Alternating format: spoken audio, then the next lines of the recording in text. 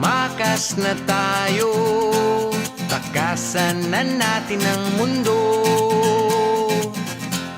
Magtago papalayo sa mas tahimik at payapang mundo.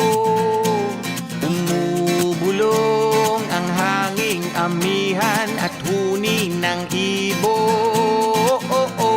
Dumudulog at tinatawag na tayo ng bundok.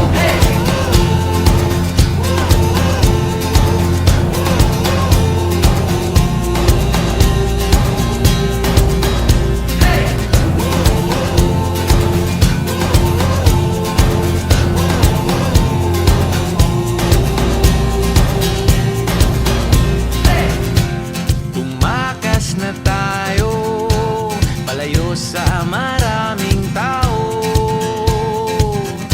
Tumiwalay at magtago sa maingay at malabong mundo. Bumubulong ang hanging habagat at hampas ng alon. Dumudulog at niyayakag na tayo ng karagatan.